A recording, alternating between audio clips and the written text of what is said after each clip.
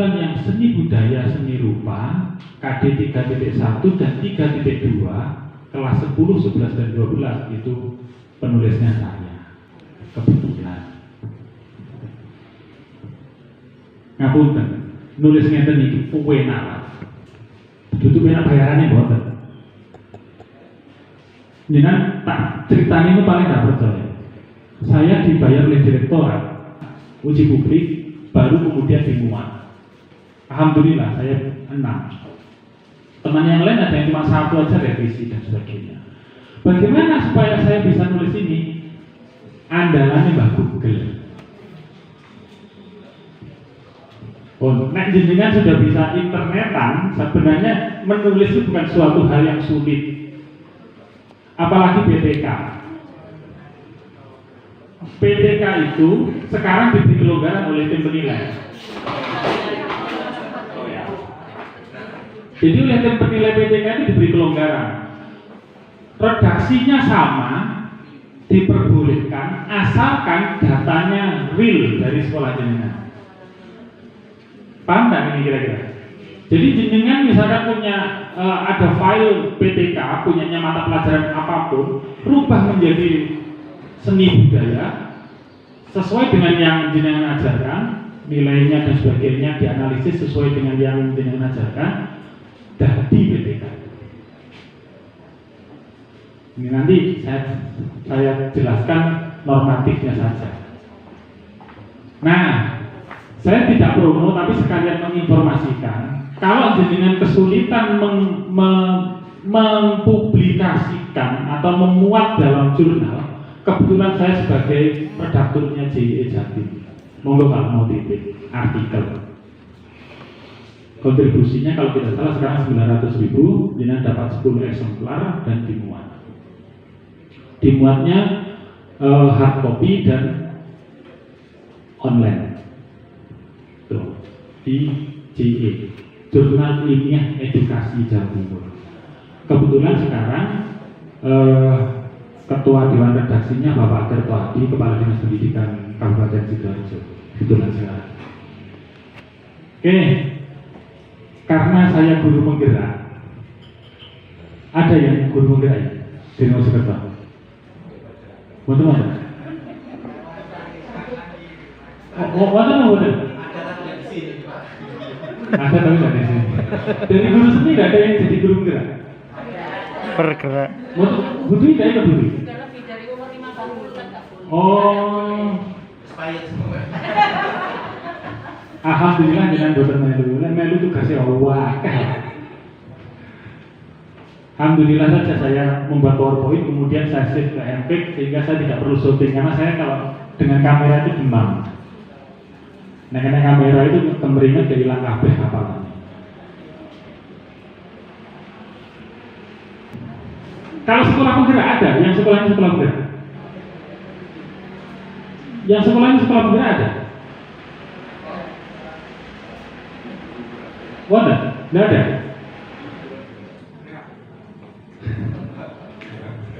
Gini, ini gambaran saja. Saya berikan gambaran sekilas. Kurikulum sekolah penggerak atau disebut kurikulum 2022 atau yang sekarang ngetren namanya kurikulum prototype, itu sebenarnya satu istilah. Saya yakin pembelajaran kita itu yang sudah sesuai dengan filosofinya Ki Hajar Dewantara. Karena kurikulum prototype itu yang diusung adalah filosofinya Ki Hajar Dewantara. Salah satu hal yang terpenting itu adalah menghamba pada murid. Nah, guru seni ini insya Allah sudah menghamba. Insya Allah ya. Apa indikatornya menghamba? Jenengan kalau menyuruh anak-anak membuat karya seni itu jenengan kunci pokoknya kudu ini atau tidak? Enggak kan? Mereka dengan berikan kebebasan, misalkan dari patung kalau sing pakai tanah liat, ada yang pakai plastisin, ada yang pakai sabun, ada yang pakai lilin, kayu dan sebagainya kan begitu. Itu sebenarnya salah satu indikator kalau kita sudah melaksanakan merdeka belajar. Saja itu. kurikulum prototipe itu bagaimana siswa merdeka belajar, guru merdeka mengajar. Bukan berarti kemudian tekonan kelas kok terus ayo garapan tugasnya terus nih gaya patung, kemudian gurunya tinggal rokokan. Bukan begitu, tetapi memberikan kesempatan kepada anak, memberikan kesempatan kepada siswa berdasarkan potensinya. Kalau kita cermati panduan mata pelajaran seni budaya mulai tahun 2014, PMP 2014 atau pengantarnya kurikulum 2013, mata pelajaran seni budaya bukan menciptakan siswa menjadi seniman. Itu yang harus kita pegang. Jadi bukan menciptakan siswa menjadi seorang seniman. Lantas apa yang lebih ditekankan dari pelajaran seni budaya adalah soft skill-nya, kelembutan karakternya, sopan santunnya.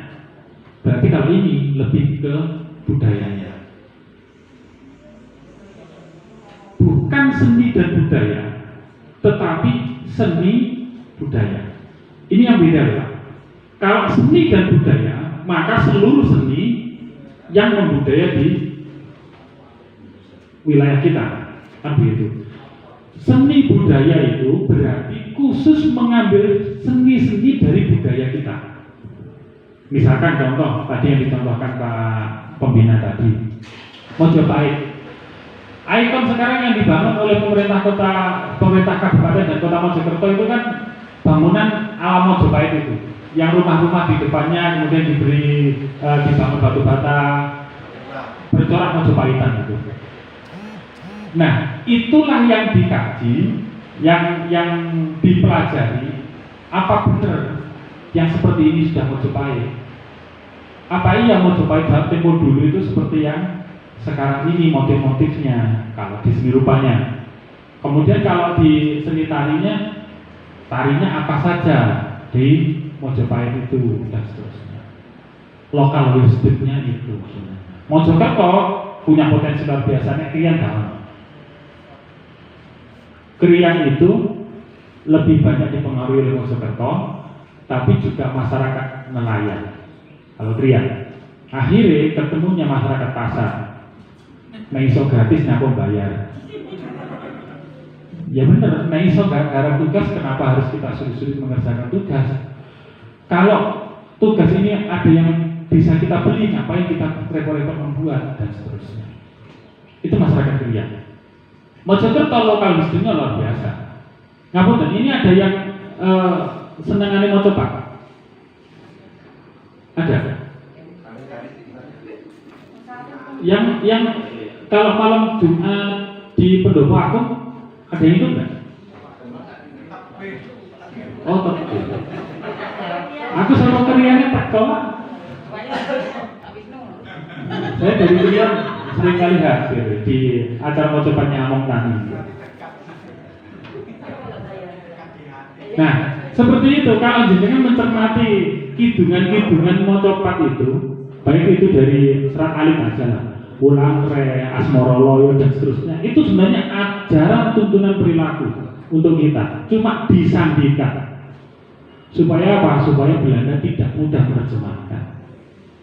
Ngapunten, saya bisa ngomong gini karena setelah mempelajari ternyata mocopat itu bukan tembang sembarang tembang, tapi benar-benar ajaran perilaku.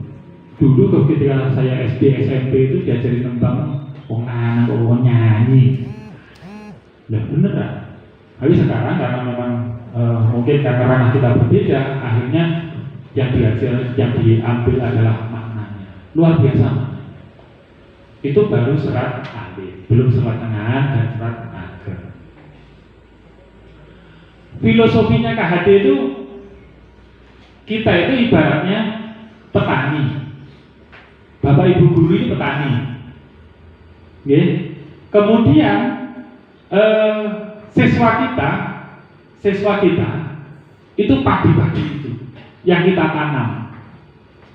Nah, punten, jenengan mencermati ketika kita menanam padi pasti akan tumbuh gulma. Kan begitu. Tapi kalau kita menanam alang-alang nggak pernah tumbuh padi.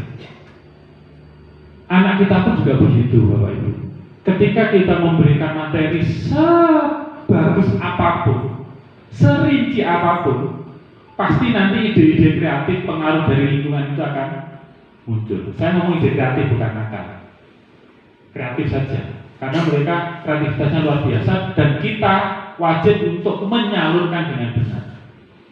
Di filosofinya KHD, anak kita itu bukan kertas putih yang tanpa coretan, tetapi sudah ada coretan-coretan, hanya mereka belum menebalinya. Nah, tugas kita menguatkan itu. Jangan percaya kalau semua orang itu saintis. Kalau semua orang saintis, maka tidak akan ada Avandi. Kalau semua orang saintis, tidak akan ada Pablo Picasso. Setiap orang punya potensi masing-masing. Kalau Gardner menggolongkannya menjadi 8 kecerdasan Gardner itu. Tetapi setiap orang itu pasti punya. Ini seni rupanya berapa orang? Mayoritas ya? Mayoritas. Seni tari? Enggak apa-apa. Musik? Musik hanya satu. Teater ada teater. Dari SMA mana Pak teater? Ngoro. Oh, gitu. Moga-moga nanti kalau ada kegiatan ini tak cantol. Karena saya terus terang direktorat minta teman-teman teater itu rata-rata itu nggak ada yang ngajar. Mereka lebih senang menjadi seniman. Pertanyaan saya sebenarnya, mengapa guru seni itu lebih banyak seni rupa? Padahal seni rupa itu kalau kita melihat membuat lukisan payu, nggak ada satu lukisan, ya anggap aja 1 bulan. Hasilnya ngalang-ngalain jadi guru. Iya kan? Avandi, Popo Iskandar, gambar cerat miliaran. Mas Dedio nggak lulus UNESA, lukisannya miliaran. Padahal seni rupa. Nah, itu sekarang. Mari ini lulus gitu. Gambar gak payu-payu, akhirnya larinya dari guru aja. Gitu. Ngapunten. Silakan kita coba merefleksi. Untuk kita berikan pada anak hanya seujung kuku keterampilan kita. Gitu. Jadi kira-kira bisa mengajari anak sampai mahir melukis seperti itu walaupun jenengan bisa? Jenengan bisa melukis seperti itu, tapi membimbing anak sampai mahir begitu? Gitu. Artinya apa? Artinya kemampuan kita yang kita berikan pada anak sebenarnya hanya kecil, dan itu kita tidak pernah mendokumentasikannya. Dia betul ya? Kamu nulis yang betul ya? Ya, alhamdulillah, saya ketika menjadi redaktur JIE itu, setiap jurnal terbitan, setiap kali jurnal terbitan itu sekitar 15 sampai 20 artikel. Itu paling seninya ada 1 itu sudah bagus. Guru seni itu lebih senang praktek, males nulis. Fakta kan? Padahal kalau yang dipraktekkan ini disuruh menulis, saja dari buku. Jenengan menceritakan apa yang jenengan alami ketika mengajar, datang masuk ke kelas pertemuan pertama biasanya. Perangkatnya masih lengkap, RTP-nya baru pertama kali, baru habis dari print itu, masuk ke kelas, kemudian absen dan seterusnya. Itu jenengan ceritakan jadi perspektif. Jangan ceritakan kok itu loh, mulai dari ngajar menit pertama sampai 2 jam itu bisa jadi best practice. Oh enak saja nih menulis. Nah sekarang itu di Google Doc itu ada tidak perlu ngetik, mungkin sing males nutuli keyboard itu, cukup ngomong gitu kemudian sudah jadi ketika. Nanti tinggal ngedit. Kalau jenengan males ngedit deh, pak tulisan belepotan itu kasihkan ke editor, jret jadi buku. Kangen kan saja. Itu kalau tips dan triknya.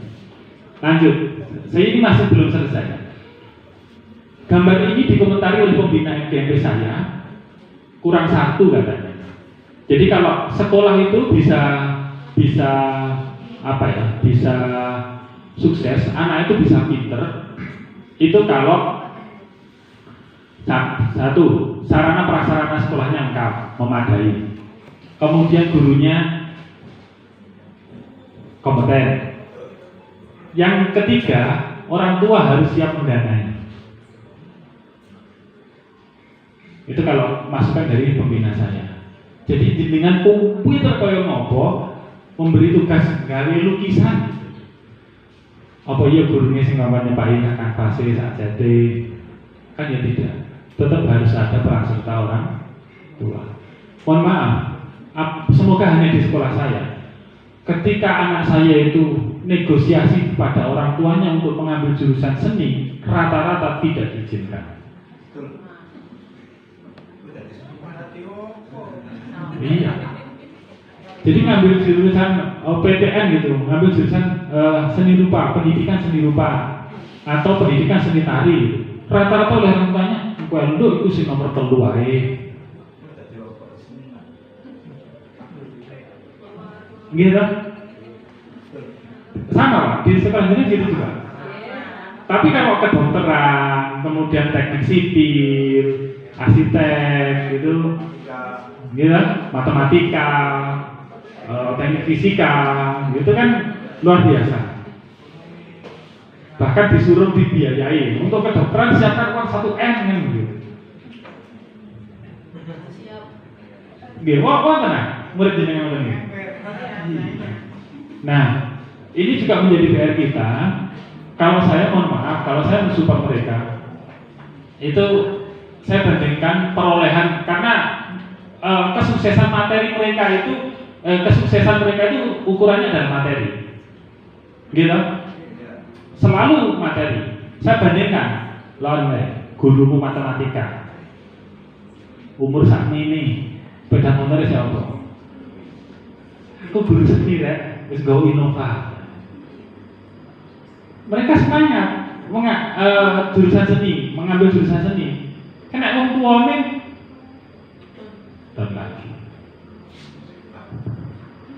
Tapi alhamdulillah di tempat saya itu setiap tahun selalu ada entah itu desain komunikasi visual, entah arsitektur, entah itu seni rupa atau seni musik, itu selalu ada. Setiap tahun selalu ada alumni saya itu. Oke, lanjut. Ini nggak perlu ya, angka kreditnya tadi. Perlu. Kenapa Pak? Sajane ini loh. Ngapa yang golongan 4? Yang sudah golongan 4? Nah, sudah mau pensiun. Ini biasanya dari PTK wis ahli. Napa jahitnya Pak? Nggih, mboten napa-napa, Pak. Wong jahit sampai 500.000 selalu untuk. Sebenarnya kita itu punya kesempatan ini loh. Di modul, kemudian juga ada karya seni. Mana ya?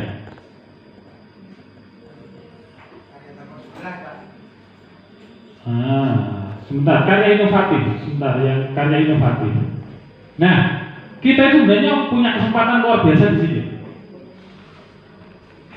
Bagi yang seni tari, dokumentasikan dengan mengajar itu menggunakan video. kategorinya kompleks di atas 30 menit berarti sudah memenuhi. Kalian sendiri tari. Yang seni rupa jenengan melukis seperti itu, ada dokumentasinya proses jenengan melukis sampai jadi, kategorinya juga kompleks. Nggih. Guru seni ada yang sudah menjadi YouTubers. Coba dicek Eko M7 Berkah kalau nggak salah. Yang materinya dia perspektif, mengubah dari desain layoutnya bangunan sampai menjadi maket. Coba dicek di YouTube. Guru SMA 1 Surabaya. Eko M7. Kakak kelas saya. Oke. Nah, PTK itu sajane ra kowe nak lumur iki.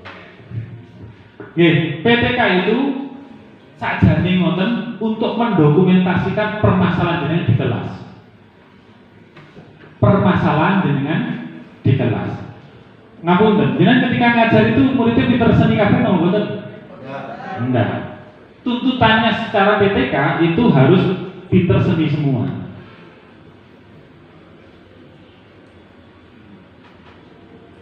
Mas minta tolong dulu, cek tahu dulu itu. Jadi, gimana toh, Mas? Cek 6, arek 6. Jadi untuk mengatasi permasalahan di kelas, tuntutannya itu sebenarnya seluruh anak harus tuntas tok. Nah, kita supaya tidak repot, seringkali supaya tidak repot, itu kan wis pokoknya dituntas nih kabeh wae. Enggak. Jenengan ada biji ngoten. Wis timbangane engko ora tak kei tuntas ya tambah remedi, nambah waktu, nambah koreksian wis. Bayarannya gak tambah namanya. Gitu. Ya, tuntasnya wis bebas tugas. Padahal potensinya anak beda. Artinya apa? Seringkali karena kita menghindari permasalahan di kelas, kita itu tidak objektif ketika melakukan penilaian. Nah, nek disaklek nih, saya yakin juga ada yang tidak tuntas. Nah, ini loh tujuannya meningkatkan kinerja guru. Ngapunten, secara teorinya pendidikan, nek muridé iku gak tuntas berarti gurune kinerjanya kurang bagus. Ini secara teori pendidikan. Walaupun jenengan sudah ngajar full dari jam 8 sampai sekarang sampai jam 4 full tiap hari 5 hari kerja begitu, belum tentu muridnya jadi pinter seni. Nih, ukuran kinerja kita diukur dari situ. Sayangnya itu. Nah, meningkatnya prestasi siswa. Sekali lagi, mohon maaf, saya sebenarnya kurang sependapat ini. Ini kan ideal banget. Kuwabeh murid diwenehi tugas melukis menjadi pelukis semua. Ini kan maunya kan begitu. Gitu. Maka dari itu nanti di triks kita menulis itu wis pokoknya jupuk jenenge ongkone diisi ngarah sapa sing ape ngecek. Nah, ini Bapak Ibu, jenengan membuat PTK tidak harus sendiri. Pasti nanti kolaborasi dengan kepala sekolah, dengan pengawas dan sebagainya. Ya iso Pak jahit iso, ya sangat bisa. Maka kalau hanya PTK ini hanya untuk memenuhi angka kredit, sajane wis bareng. Seminar dengan MGP pasang banner seminar PTK foto jret-jret beres. Enak belajarnya. Oke, ini saya lanjutkan. Proposal, harus gak ada proposal gitu. Nah, judul PTK itu perumusannya yang gampang begini. Mana perumusannya? Nih, singkat, jelas, dan mudah dimengerti. Ada permasalahannya apa? Kemudian kiatnya seperti apa? Tindakannya itu. Kemudian subjeknya sopo. Wes judulnya menurut. Bapak Ibu, ngapunten. Sebelum lanjut, jenengan membayangkan PTK itu kader-kader ya? Iya. Iya. Saya kalau mereview PTK-nya mahasiswa saya itu rata-rata cuma 15 halaman, 20 halaman gitu. Tidak ada yang tebal-tebal. Yang membuat menjadi tebal itu lampiran RPP-nya. RPP-nya karena 2 siklus, dokumentasi nilai-nilai lampiran-lampirannya itu juga 2 siklus, APKG-nya juga 2 siklus. APKG ngertos? Alat penilaian kinerja. Mboten napa-napa. Saiki kowe nang jahitnya dadi kok nyawur-nyawur. Nggih betul iki. Nggih. Nah, permasalahan yang kita ambil, yang bisa kita ambil itu bisa dari pengalaman mengajar. Ya, juga bisa dari ketidaksesuaian KD. Sajane nek KD, kalau kita berangkat KD itu terlalu luas. Kalau bidang seni ya, KD itu kalau saya terlalu luas. Kita itu PTK itu satu materi saja. Misalkan menggambar 2 dimensi, gitu. Menggambar ilustrasi, gitu. Atau menggambar bentuk yang paling mudah. Menggambar bentuk itu aja sudah cukup, bisa menjadi satu PTK saja nih. Kalau mata pelajaran lain mungkin 1 KD, mungkin lebih luas lagi gitu. Kalau kita cukup 1 materi sudah cukup. Yang jelas kan begini, ketika kita membuat PTK itu jenengan tahu anak ini tidak bisa apa, untuk bisanya seperti apa, diapakan. Cuma 2 ini masalahnya. Sebentar, langsung tak. Nah, ini contoh judul. Peningkatan titik-titik dengan menggunakan titik-titik pada siswa kelasnya. Judul. X-nya ini bisa diisi apa saja. Misalkan peningkatan hasil belajar dengan menggunakan pendekatan demonstrasi, jangan begitu. Pada siswa kelas bla bla bla bla dan seterusnya. Buat tenangnya Bang. Yang sulit itu saya yakin yang sulit itu menemukan permasalahan jenengan di kelas. Saya yakin yang sulit itu. Karena kalau seni itu penuh dengan toleransi. Gitu. Jadi kalau ngajar kan penuh dengan toleransi. Gambar kata iso, kemudian ini loh digambar nih oleh guru nih. Ngaten lagi. Garis rada melengkung titik dilurus nih, sing lurus nih guru nih. Gambar proyeksi ini tampak sampingnya keliru, bukan begini. Dibener ngisi dan seterusnya.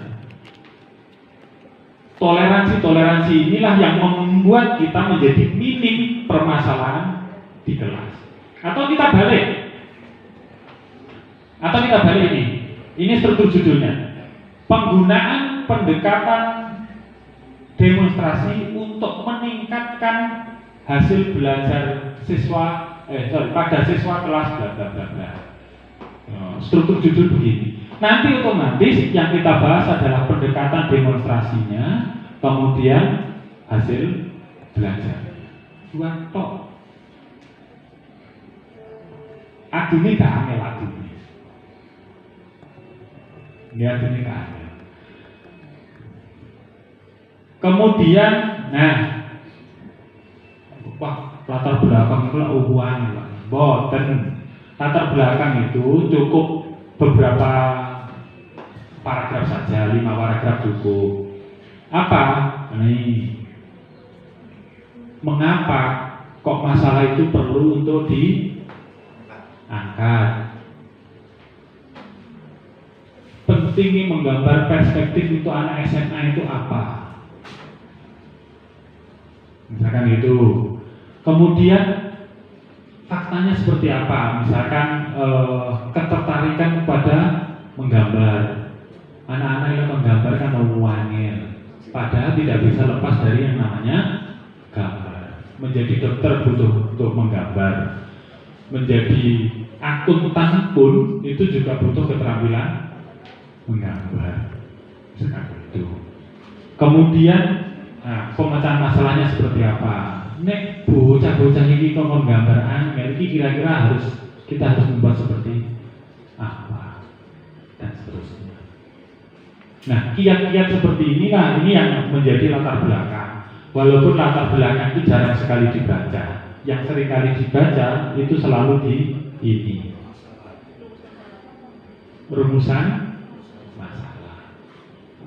Jadi kalau penilai angka kredit jenengan itu rata-rata yang dibaca itu rumusan masalah, hipotesis, dan hasil.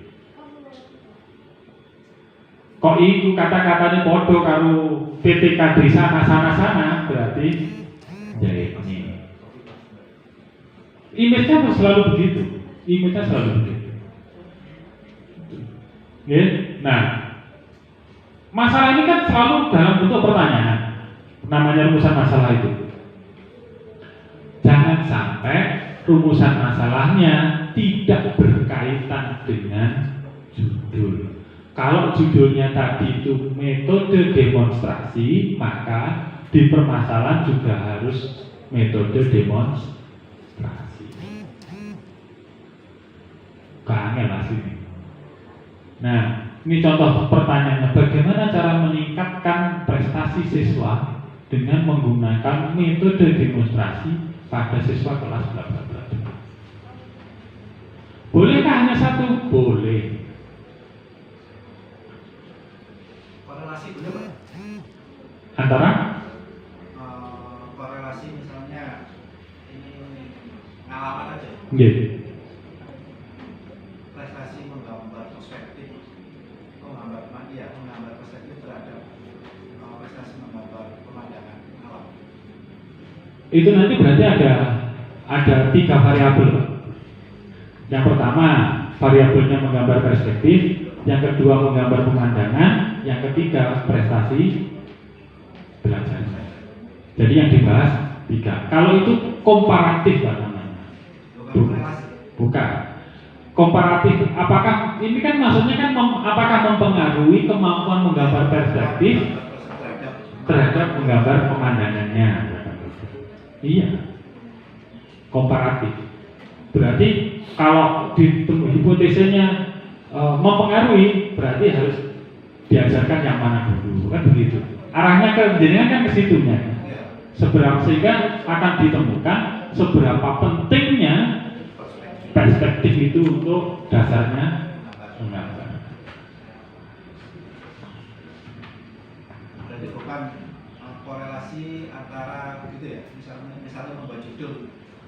Korelasi itu artinya kan keterkaitan. Kalau komparatif itu nanti jenengan akan membandingkan mana yang menggunakan perspektif dan yang tidak menggunakan perspektif.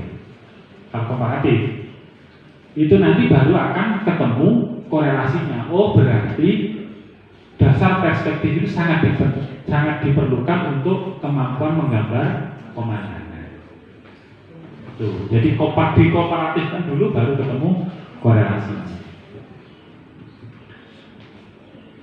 Jadi kalau saya kan yakin sebenarnya kalau misalkan jenengan mau mencermati kegiatan sehari-hari kita di kelas itu sebenarnya permasalahannya ada banyak. Permasalahan pembelajaran kita itu luar biasa banyak. Nah, jadi belum lagi ketika menggambar, diajarin gambar, ono sing orang gawa kertas gambar, alasannya ketinggalan, suruh beli, "Oh, saya sudah punya Pak, nanti lah double dan seterusnya." Padahal aslinya ngono males. Nah, gitu. Nah, faktor-faktor seperti itu sebenarnya bisa dimunculkan di sini. Bagaimana cara meningkatkan motivasi belajar siswa pada materi apa? Boleh seperti itu. Jadi masalah pembelajaran kita saja yang cuma tidak pernah terdokumentasikan. Kita selalu menyikapinya dengan toleransi. Padahal kalau kita terlalu banyak memberi toleransi, itu juga membunuh. Ngapunten. Kalau dulu kita ketika berkemah, kita kemah persami gitu, itu kan di lapangan ngedeng-ngedeng dewe, bawa alat masak, kemudian masak sendiri, makan bareng-bareng sak tenda kan begitu. Sekarang kan enggak. Nek anaknya awake dhewe itu kemah gitu kan jamnya makan ibu-ibu itu nggak ada yang ngirim. Ya seperti itu. Ini nanti efeknya kan seperti itu. Kita dulu survive-nya kan the power of kepepet kan gitu. Akhirnya kita kan survive. Anak-anak sekarang ini kan belum menemukan itu. Belum menemukan bagaimana pentingnya dia survive kan belum ketemu. Lanjut, ini kalau rumusan masalah. Tujuannya, nah tujuan penelitian itu sebenarnya dari permasalahan tadi, dari urusan masalah, kemudian dibuat pasif, meningkatkan bla bla bla bla dengan menggunakan metode demonstrasi dan berbasis. Itu menjadi itu tujuannya. Jadi asli ngono ketika kita membuat bab 1 itu yang diolah gitu. Sampai di manfaat juga begitu. Ya. Manfaatnya bagi siswa meningkatnya kemampuan menggambar bla bla bla bla dengan terusnya. Jadi hanya diolah begitu. Mong sing gare males iku ngawalinya. Apalagi kalau kemudian kita membayangkan, waduh ketika ini wah kan mungkin lagi oleh 5 halaman gitu setelahnya gitu. Kan gitu, sering kali gitu. Kajian pustaka sangat gampang sekarang. Dengan mencari di internet, copy, paste, selesai. Kajian pustaka, kalau dulu ketika kita skripsi itu kan nyari buku, halaman piro, tulis dan seterusnya. Sekarang sudah buku apapun ada di internet. Copy paste, kalau tidak ada nama bukunya, copy paste linknya. Diakses kapan? Tempelkan nanti di daftar pustaka. Apakah ini semua tulisan saya? Tidak. Ngambil dari internet juga banyak. Daftar pustaka nih, ya akeh. Dari internet. Karena ini memang modul hanya kumpulan artikel yang saya kumpulkan. Di dalam bab 2 itu ada kajian pustaka yang berisi teori-teori, kemudian ada hipotesis. Hipotesis itu kasarannya ngomong, kira-kira, dugaan sementara. Efektif gak metode ini untuk meningkatkan motivasi siswa? Efektif gak metode ini untuk meningkatkan prestasinya siswa? Itu ada di hipotesis. Lanjut. Nih. Nah, ini yang seringkali kita terlena itu, seolah-olah ketika hipotesis itu harus iya. Hipotesis itu boleh tidak. Jadi misalkan seperti yang Bapak tadi, permasalahannya apakah menggambar perspektif mempengaruhi kemampuan menggambar pemandangan siswa bla bla bla bla. Hipotesisnya bisa jadi kemampuan menggambar perspektif tidak mempengaruhi. Boleh hipotesisnya begitu. Walaupun nanti ketika menjadi hasil penelitiannya, hasil PTK-nya itu jadinya mempengaruhi. Jadi hipotesis itu boleh tidak, boleh iya, boleh nanti disetujui atau sesuai dengan yang hasil penelitiannya, boleh juga tidak sesuai dengan hasil penelitiannya. Yang paling enak itu ketika membuat PTK itu ya mengarah bebas. Angkanya nanti yang datanya nanti yang diolah-olah. Metode penelitian, rancangan penelitian ini berapa siklus? Minimal 2 siklus. Kalau dengan 1 siklus berhasil itu berarti namanya bukan PTK. PTK itu minimal 2 siklus. Siklus 1 belum berhasil, kemudian nanti diperbaiki di siklus kedua. Ya mesti berhasil. Pasti berhasil. Mengapa kok pasti berhasil? Karena materinya sama. Apalagi kalau teori-teori mata pelajaran seperti sejarah dan sebagainya, materinya sama, ulangan tidur jelas bijinya loh api pasti. Maka 2 siklus. Kalau seni, sekarang misalkan menggambar bentuk atau menggambar perspektif seperti idenya Bapak tadi. Hari ini menggambar perspektifnya 1 titik linear, besok menggambar perspektif lagi 2 titik linear. Kan sudah beda kemampuannya. Siklus 1 titik linear, siklus 2 titik linear. Kemampuannya yang diperoleh bisa sama, bisa meningkat. Tuh rancangan penelitian. Nih, 1 siklus itu ada 4 tahapan ini. Tahap perencanaan, tahap pelaksanaan, kemudian tahapan pengamatan. Perencanaan ini berupa RPP, pelaksanaan ini pelaksanaan pembelajaran sekaligus pengamatan, kemudian tahap refleksi, menganalisis nilai, itu tahapan refleksi. Kalau gagal, maka jalan ke siklus kedua untuk memperbaikinya.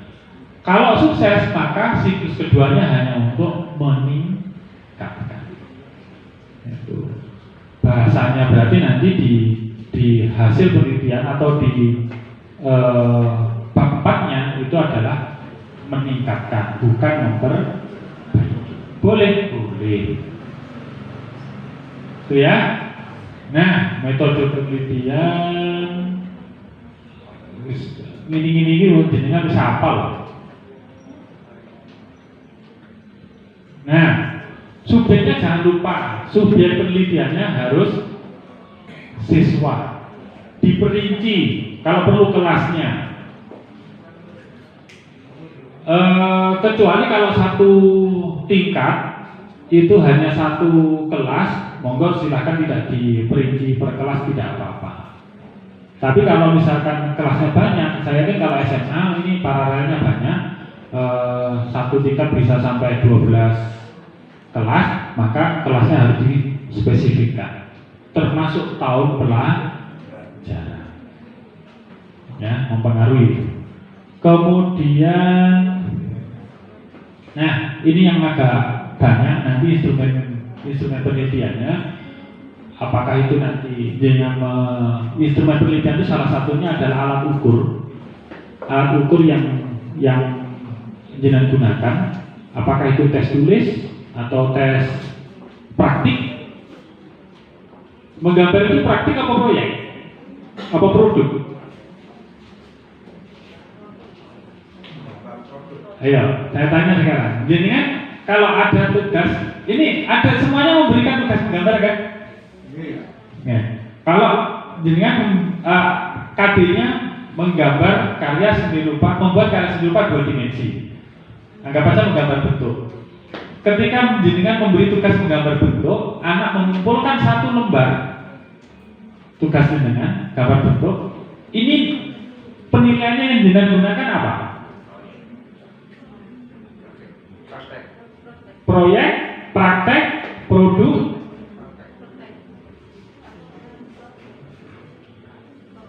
Apa? Kalau praktik, namun dan ini agak melebar sedikit ya. Jadi kalau praktik, kalau ini nilai secara praktik, maka proses pembuatannya, praktik membuatnya yang dinilai. Kalau dengan nilai produk, maka hasil akhirnya. Kalau jenengan menilainya portofolio, maka mulai dari awal, ya, mulai dari awal proses perancangan, sketsa dan sebagainya itu didokumentasikan sampai jadi. Ini cara penilaiannya.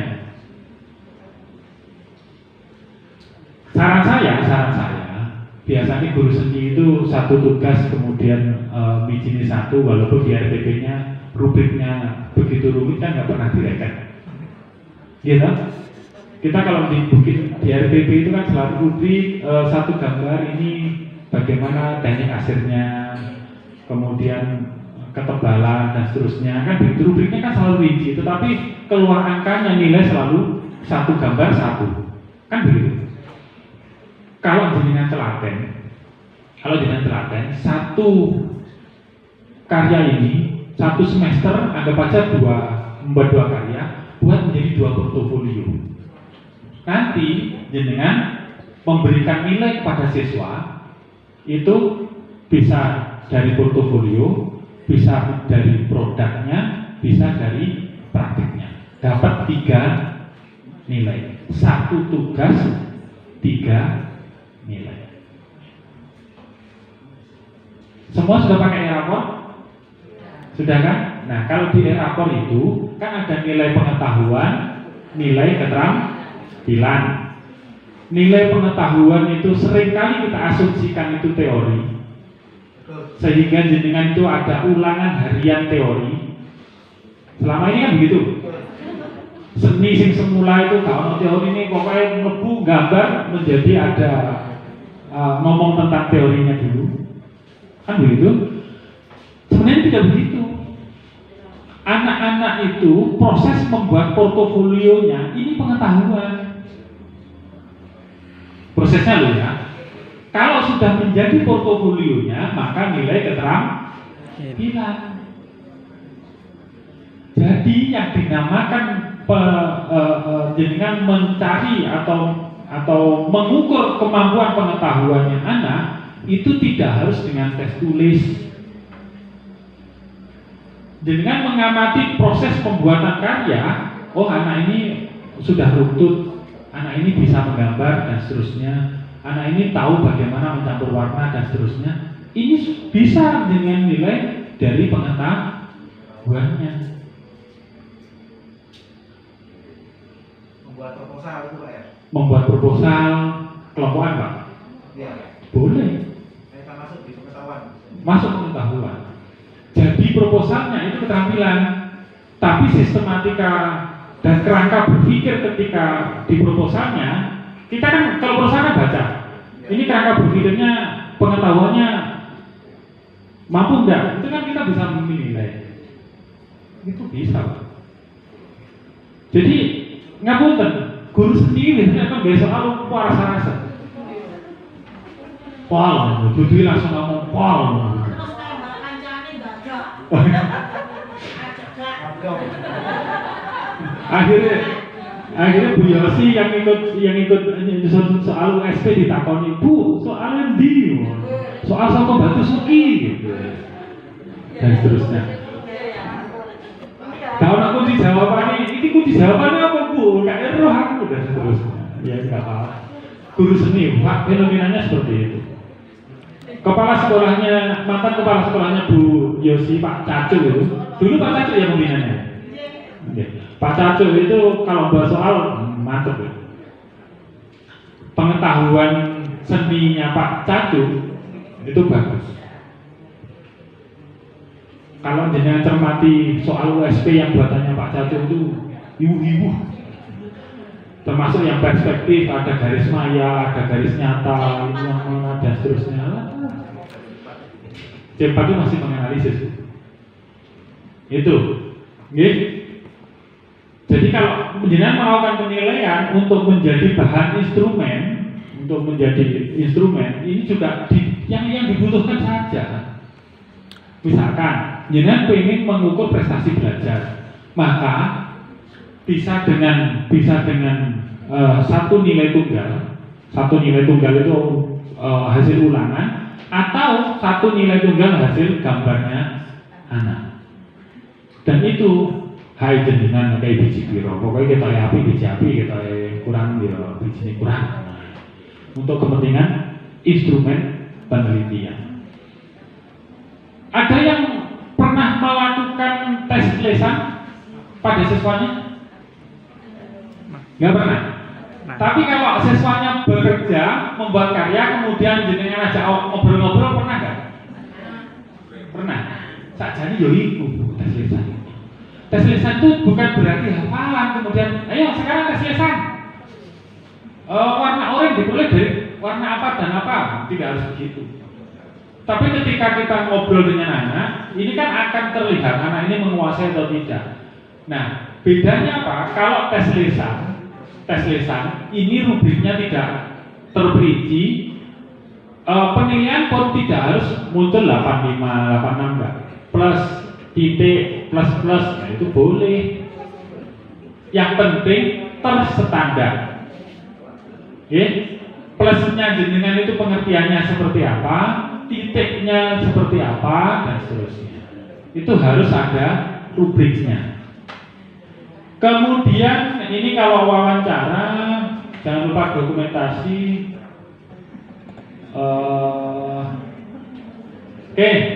Pengumpulan data. Instrumen tes, salah satu cara pengumpulan data. Dan yang paling sering dipakai oleh teman-teman guru itu adalah ini, instrumen tes. Nilainya berapa dikumpulkan dari instrumen tes ini. Makanya seni yo dipaksa untuk ulangan ya gara-gara kepentingan seperti ini. Nah, bagaimana yang non tes? Misalkan angket dan sebagainya, boleh. Mengapunten. Ini masih ada yang jalan penilaian antar teman. Ada yang masih jalan penilaian antar teman di sekolahnya? Masih? Putri masih jalan? Ada angketnya enggak? Biasanya yang pegang yang bapak-bapak yang sudah mau pensiun itu biasanya. Oh, itulah penilaian antar teman guru lah, siswa. Oh enggak, kalau siswa belum. Penilaian antar teman siswa enggak ada ya? Enggak pernah ada ya? Sudah, dulu kan awal-awal 13 kan dikencengi itu. Padahal sebenarnya penilaian antar teman itu diperlukan untuk cross check bagaimana siswa itu menghargai karyanya temannya. Sebenarnya yang diperlukan itu. Ini masih boleh. Jadi pedoman pengamatan, penilaian antar teman kalau jenengan melakukan itu masih boleh. Teknik pengumpulan datanya. Nah, ini alat-alatnya. Kalau angket itu bisa kuesioner, angket terbuka maupun angket tertutup. Terkadang kan kalau sekarang itu musiknya Google Form, boleh pakai Google Form. Nanti dokumennya apa? Ya di print out. Wawancara, observasi, dokumentasi, kemudian tes. Alat-alat pengumpulan data untuk mengumpulkan data ini sangat penting. Sajane sing angel saka tulis ya, Bro. Memulai. Mohon maaf, yang paling sulit itu memulai. Kalau sudah mulai, wis neliti aja. Yang sulit itu memulainya. Maka Bapak Ibu, kalau kita itu kemudian tidak punya masalah, punya. Tetapi seringkali masalah kita itu kita selesaikan secara tidak masalah. Nah begitu. Seringkali itu aja. Nggih. Ngapunten, ini yang terbiasa atau ada yang pernah terima orderan menjahitkan PTK enggak? Oh tidak.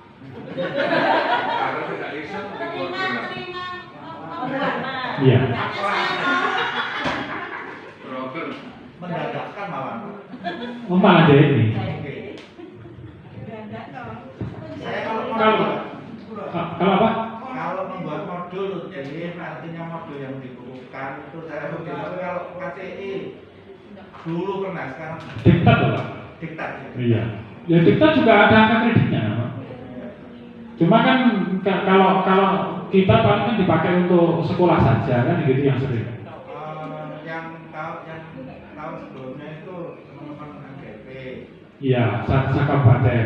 Nah, sebenarnya kalau ini masih pakai LKS nggak? Ada yang pakai, ada yang enggak. Sekolahnya? Ya tergantung gurunya. Dengan aku tergantung gurunya ya, tergantung kepala sekolahnya ya. Anak kepala deh, Pak. Oleh atlet. Loh saya pernah nolak itu sudah Pak, saya tidak usah pakai apa itu LKS. Digol Pak, digol tugas-tugas sampai pas kamu dulu jadinya ya bagus. Berarti ini harus kenapa? Enak kalau tidak. Lawang kalau saya itu prinsip saya mengajar seni budaya itu begini. Saya akan memberikan pengalaman seni untuk siswa saya, bukan kemudian teoritis. Nah, sekarang kalau teoritis seni rupa itu ya dari SD ya cuma begitu kan Pak. Kita cekoki Pablo Picasso alirannya tahun sekian sampai sekian ini, tahun sekian sampai sekian menjadi kubisme dan seterusnya ya kan keterpakaiannya tidak ada di sisi anak. Dan itu materi seperti itu kan dibutuhkan jauh lebih rinci, jauh lebih pintar daripada kita. Maka saya juga pengalaman saya gitu. Membuat patung pun seperti tugas saya sekarang itu membuat patung, itu pun patung juga saya berikan kebebasan mereka. Ada yang membuatnya dari batarinya, dari kayu, dari lilin, ada yang dari sabun, ngecor sendiri dan seterusnya. Mereka punya pengalaman, Pak ternyata kalau pakai batarinya suka dukanya begini. Kalau ya, yang sempat saya perlukan justru cerita-ceritanya mereka. Kalau hasil karya patungnya ada ya karyanya anak-anak SMA. Iya, dari intinya patung. Sing enak Pak, saya ngambil yang modul yang saya buat patung. Lanjut teknik analisis data. Wes, saya rasa itu Bu Yosi. Ini cerita, ini isinya menceritakan hasil penelitian itu menceritakan apa saja yang jenengan alami. Itu. Siklus 1 yang dialami di perencanaannya seperti apa, sampai di refleksinya seperti apa. Kemudian nanti siklus 2 ada perkembangan, perbedaannya dengan siklus 1 apa, siklus 2-nya apa, dan seterusnya. Cari judul, tipsnya Oh, apa di namanya, internet, di internet. bukan waktu kita sudah ada pemikiran. Oke, ini tadi. Judul. Ya tadi meningkatkan Caranya membuat judul tadi loh. Nah ini loh. yang kedua ini pertama kan. Yang pertama ini. Fokus di Yang- situ saja Pak. Iya, ini kan bisa di hasil belajarnya atau kemampuan keterampilannya, aktivitasnya mungkin, kreativitasnya dan sebagainya. Jadi peningkatan hasil belajar menggambar perspektif gitu dengan menggunakan pendekatan demonstrasi pada siswa bla bla bla. Nanti saya kirim di copy aja. Judulnya kan ya? Yang jauh lebih penting dipahami dari judul itu variabel. Variabel judul. Jadi X dan Y ini adalah variabelnya Bu. Nanti yang dibahas di kajian pustaka, yang dibahas di pembahasan bab 4 itu ya hanya X dan Y aja. Hanya X dan Y-nya saja. Hanya misalkan kita ngambil hasil belajar, ya ini hasil belajar dan pendekatannya. Efektif atau tidaknya di situ. Kalau saya ibu, kan dari yang paling sulit itu memulai, mengumpulkan mood. Oke, yang sulit itu, monggo kita diskusi.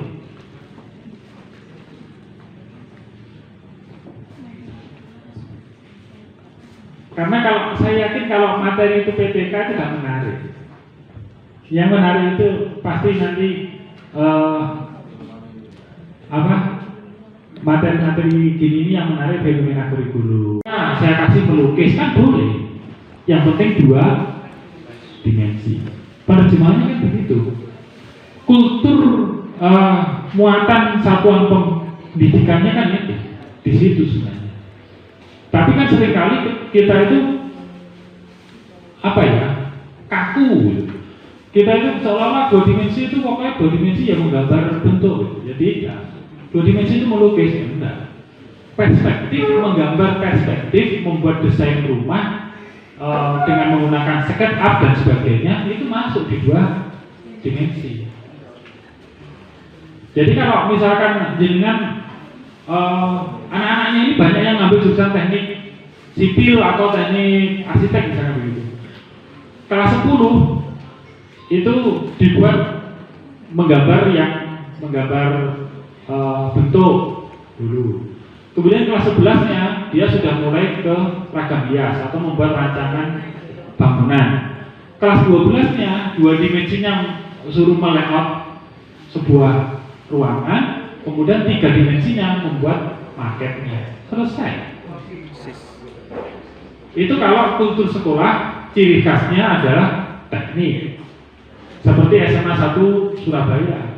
SMA 1 Surabaya muridnya Pak Eko itu sampai membuat maket. Tapi ya wong sugi-sugi. Jadi maket ya bahannya benar-benar seperti maket beneran itu. Kalau SMA Krian 3 koyo ngono yo gak jadi maketnya sama kardus dari bahan karton. Sama. Sekali lagi kultur sekolahnya itu yang kita harus paham. Murid SMA saya itu perspektif kemarin yang semester 1 saya beri perspektif Pak. 1 titik lenyap, 2 titik lenyap, dan 3 titik lenyap. 1 titik lenyap itu konstruktif, praktis, hanya menggambar 5 balok. Kemudian 2 titik lenyapnya itu konstruktif, praktis, hanya 2 balok. Kemudian 3 titik lenyapnya itu saya bebaskan. Ternyata yang menggambar 3 titik lenyap jauh lebih bagus-bagus daripada yang 1 dan 2 titik lenyap. Artinya apa? Mereka tidak suka yang terukur, kemudian sudutnya ditentukan dan seterusnya. Ini tipikal mereka tidak suka begitu. Mereka lebih suka pokoknya menggambar arahnya seperti ini, selesai. Berarti dia lebih banyak nanti ke lukis. Ini semua, ini yang sekarang, yang semester ini sedang jalan, itu patung. Patung juga begitu. Saya suruh membuat sketsa supaya ide Anda terkunci, ide Anda tidak lari-lari. Nanti teman Anda membuat ini, kayak itu gawe ini, kontormu gawe ini, kayak itu lah, maka buatlah sketsa. Buat sketsa ya asal oret-oret, jadi. Artinya apa? Ketika dia membuat sketsa itu sudah punya gambaran ini, nanti patung saya akan saya buat begini. Dan bagi saya itu sudah cukup. Tidak harus sketsa kemudian tanpa depannya, tanpa samping dan seterusnya. Kalau patung loh, kalau saya begitu aja. Tidak tahu kalau saya yakin di sekolah jenengan punya karakter sendiri. Saya yakin itu. Dan jangan pernah memaksakan harus menjadi seperti SMA 1 Surabaya, harus menjadi seperti SMA 2 Surabaya. Jenengan punya keunggulan lokal sendiri-sendiri. Seperti yang disampaikan Pak Pembina tadi. Jenengan duwe apa? Jenenge diajani wong-wong diajani ya enak. Pembinanya luar biasa itu. Oke, monggo ada lagi? Judul dan menjadi permasalahan. Lebih rincinya biar beliau sih. Terima kasih Pak Muhairi sebelumnya. Untuk Bapak Ibu anggota MGMP Seni Budaya SMA Kabupaten Mojokerto, mungkin di materi yang pertama ini kita cukupkan di sini. Jadi kita brief sebentar, isoma, bisa makan di bawah. Kalau sudah jamnya jam sholat duhur, silahkan bisa ada di bawah ada musola. Kemudian sedikit atau sebentar saja kita melanjutkan.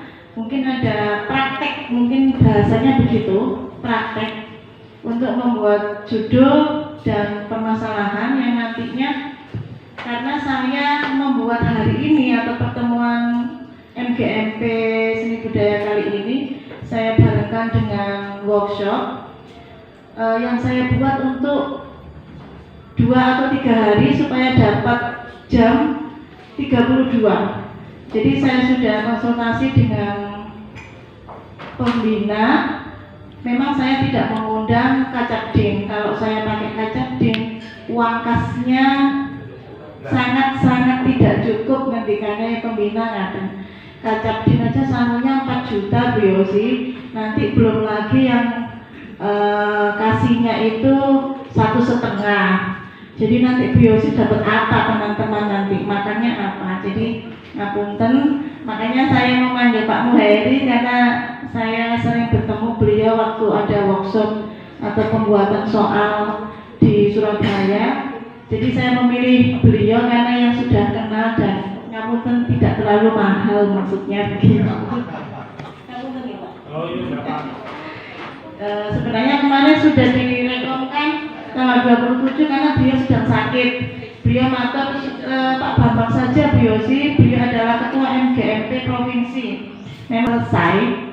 Jadi nanti setelah isoma kita sebentar saja 30 menit mungkin ya paling tidak ada foto atau dokumentasi praktek yang nantinya saya rasa Bapak Ibu guru sangat butuh nantinya untuk ya ngapunten, ini memang administrasi yang kita butuhkan sebenarnya.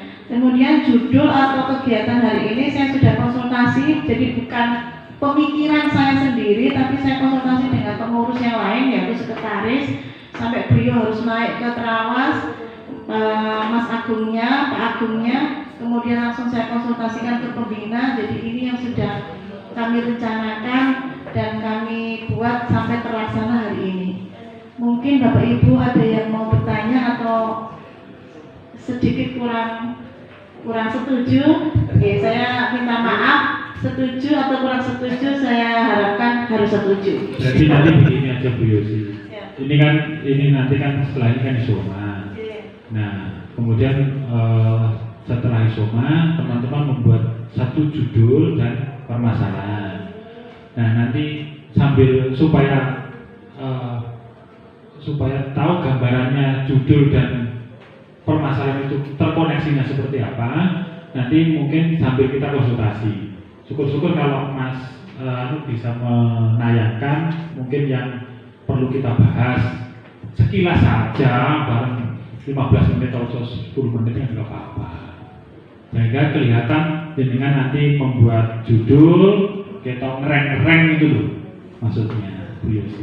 Iya, supaya kesannya tidak abal-abal Bapak. Ya sebenarnya ini NGM itu berapa pertemuan Mas? 6 kan? Iya, harusnya 1 tahun. Nah, Enggak, 1 semester 6 pertemuan. boten. 3. Kalau di Sidarjo itu 1 semester 6 pertemuan. Sehingga sertifikatnya itu bunyinya 6 pertemuan. Yang tanda tangan kaca.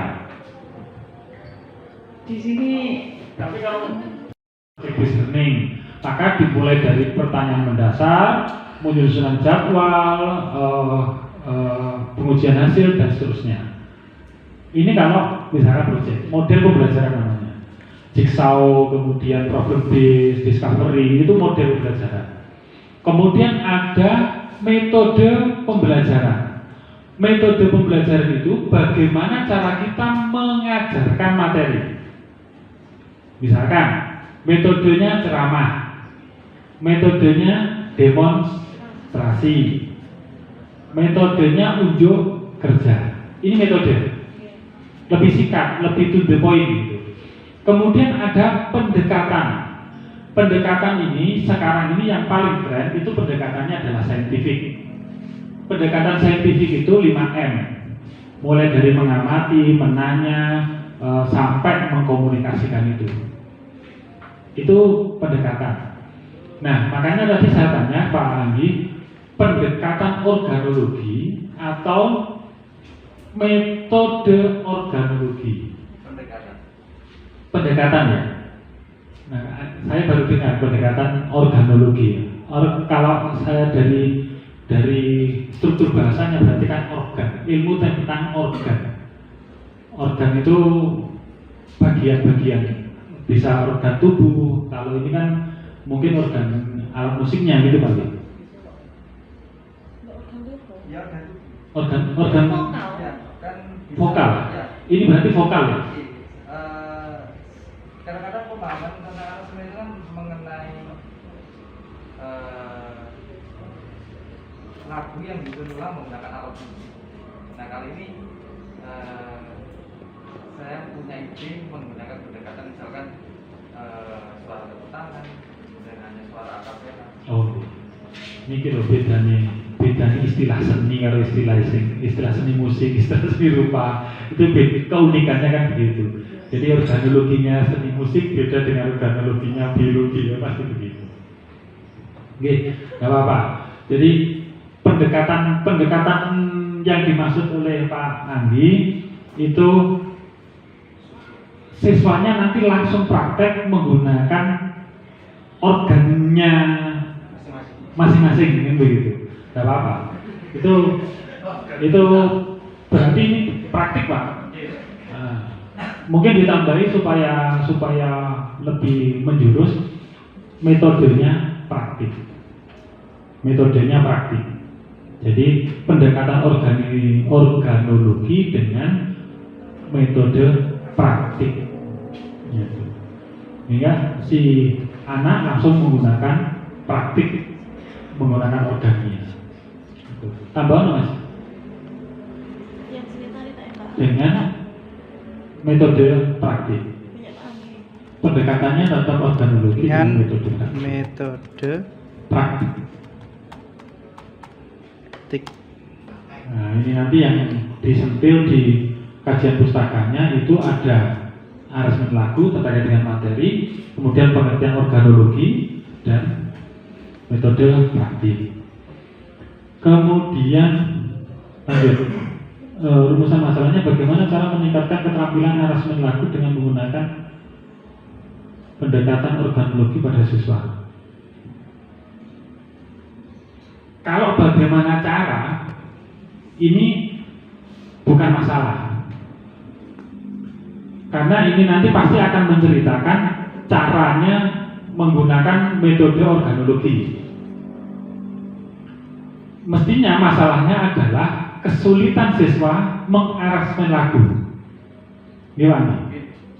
Jadi ini bukan bagaimana cara, tapi meningkatkan keterampilan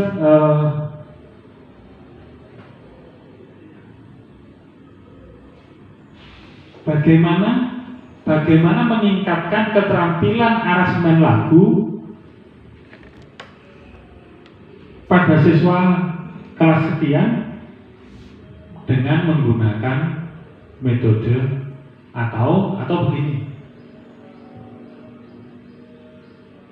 Bagaimana metode organologi dapat meningkatkan kemampuan aransemen siswa. Itu. Jadi yang diceritakan adalah bagaimana metodenya untuk meningkatkan, bukan bagaimana. Kalau ini kan bagaimana cara meningkatkan aransemen lagunya, bukan melalui metodenya yang lebih ditekankan. Tapi bagaimana metode organologi dapat meningkatkan kemampuan aransemen lagu pada siswa bla bla bla. Eksinya dibalik. Jangan simak. Ini anak mau nanti. Terus bawahnya Siapa rumusannya? sudah tadi enggak. Sudah ini tuh. Peningkatan koreografi tari.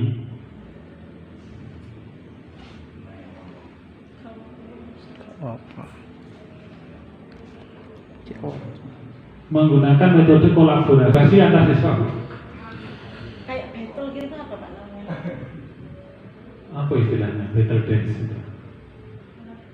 Battle dance. Iya, di kelompok. Kalau battle kan bukan kolaborasi, itu kan kerjasama. Nah, ya, dikelompokkan, kemudian mungkin ada semacam kompetisi dari tiap kelompok supaya ada peningkatan, mereka meningkat semakin Kreativitasnya meningkatkan begitu kan. Kalau dengan battle, mautnya Bu Yos itu diadu, itu nanti kreativitasnya menjadi meningkat. Nopo bahasanya diadu. nah tadi kompetisi battle langsung aja pakai istilah battle dance nggak apa-apa. Sudah jadi bahasa Indonesia. Nggak apa, walaupun tidak harus menggunakan bahasa Indonesia, walaupun menggunakan bahasa Inggris nggak apa-apa. Betul mana nanti di mana dia tuh. Iya betul. Jadi ini battle dance itu metodenya, metode battle dance gitu aja. Bukan keterampilan koreografi itu keterampilan atau tidak usah keterampilan. Meningkatkan kualitas koreografi. Jadi yang ditingkatkan kualitas koreografinya. Tapi kan membuat koreografi keterampilannya juga. Iya, nah maksud saya tidak usah dibunyikan keterampilan, tapi dibunyikannya adalah kreativitasnya, kreativitas koreografinya. Iya, kan nanti kan ketemunya kan di battle dance. Karena battle dance akhirnya kan kreativitas samanya ini kan menjadi macam-macam. Sekarang musim di tempat saya itu bahasa Jawa, muatan lokal bahasa Jawa itu juga ada menarinya dan menarinya sudah modern juga. Wah, tak biji sisa nang. Menurut kan? Untuk biji. Itu proyek namanya. Buretno, peningkatan seni tari banyak itu loh tadi. Nah ini kan kreativitas tari remo. Manekin Manekin itu kayak ini. Boneka patung. Dipakein baju. Atau model. Patung model. Loh, yang ditingkatkan ini kualitas tarinya atau Kostumnya. kostumnya? Ya, busana. Pengenalan berarti. Busananya. Berarti bukan peningkatan kreativitas seni tarinya, tata riasnya atau kostum. Gitu. Kreativitas kostum seni tari remo gitu. Ini busana, tata busana. Tata busana. Kamu ganti guys. Karena kalau kreativitas seni tari remonya berarti ini yang dikreasikan adalah tarinya. Makanya kok apa hubungannya dengan manekin gitu? Kalau kostumnya di kostum saja. Tetapi gini loh, ketika nanti menjadi siklus, ketika menjadi sebuah penelitian PTK, kita harus memikirkan nanti siklus 1 ini seperti apa kreativitas yang diharapkan. Kemudian nanti siklus 2 itu juga bagaimana kreativitas yang diharapkan. Sehingga antara siklus 1 dan siklus 2 itu kelihatan perubahan kreativitasnya. Kan di situ pertanyaannya adalah kreativitas, meningkatkan kreativitasnya.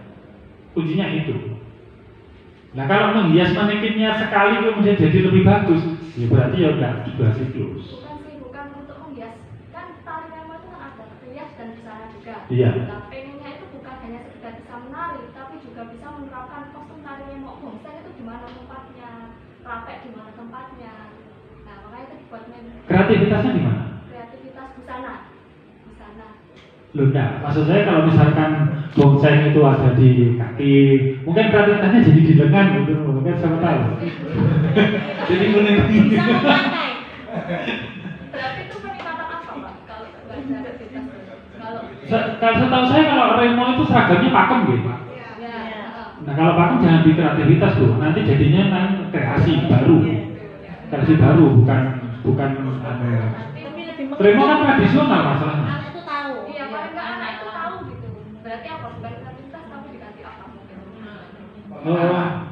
Kalau pengenalan nanti udah jadi PTK, udah bisa per siklus tuh. Satu kali yang selesai kalau pengenalan kan udah pengenalan. 3 kali balik kok. Yang harus dipikirkan kan itu. Ya yang bisa dikreativitaskan tarinya, bukan di kostumnya. Karena kan kostum sudah pakem, karena itu tari tradisional. Kayak pengembangan tari remo sekarang banyak kayak bang wetan gitu. Iya, tarinya kan ada banyak. Jadi bukan pakai manekin, modelnya demonstrasi, misalkan begitu. Demonstrasi gurunya, modelnya demonstrasi atau modelnya video seni tari Boleh. Dengan ini loh, dengan media video, ya, video tari tradisional itu boleh. Sehingga tidak sekarang itu mengajarkan tari tidak harus gurunya bisa tari, kok diputerin tari bisa.